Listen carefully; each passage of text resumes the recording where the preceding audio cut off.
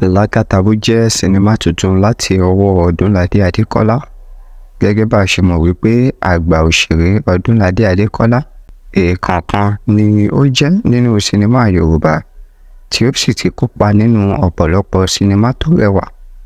Bákan náà tí ó ti fúnra lára rẹ̀ ṣe àwọn onírúurú sinimá bíi Sunday Dagboru, Monday ọmọ àdúgbò, Òrìṣà àti bẹ́ẹ̀ bẹ́ẹ̀ lọ, tí àwa náà sì lè jẹ́rìí sí wípé àwọn sinimá yìí milẹ̀ tìtì. Ṣùgbọ́n ní báyìí, sinimá kan tá a ní láti wò tí ìròyìn sì ti ń lọ lórí rẹ̀ lórí ọjọ́ tí yóò jáde síta ní wíwò, òun ni a pe àkọlé rẹ̀ ní LAKATABU. Nígbà tí arákùnrin yìí ń fi agbára tí ó ní ṣe ìwà tí kò tọ́ láwùjọ, tí ẹ̀mí àwọn ará ìlú, ọkàn wọn bákan náà kò balẹ̀ nítorí agbára tí ó ní àti àwọn ènìyàn jàǹkànjàǹkàn tí ó mọ̀ láwùjọ. Òun ni LAKATABU nínú sinimá yìí.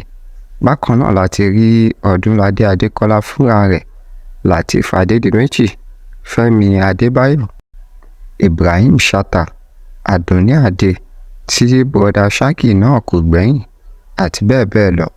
Sinimá yìí dá lórí arákùnrin kan, LAKATABU, tó jẹ́ ògbójú adigunjalè tí ó sì ní agbára tó pọ̀, tí ó sì ń jalè, pa ènìyàn bákan náà. Báyìí ni àwọn kan náà ṣe dojú ìjà kọ, tí wọ́n sì figagbága.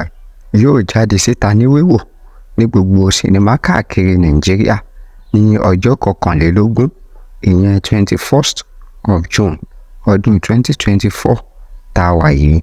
Ẹ kú ojú lọ́nà.